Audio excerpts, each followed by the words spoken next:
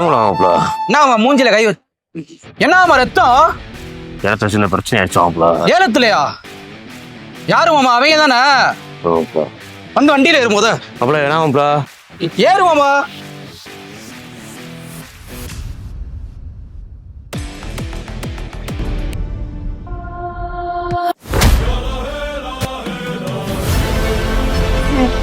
ஆமா ஒரு நிமிஷம் இறங்கு.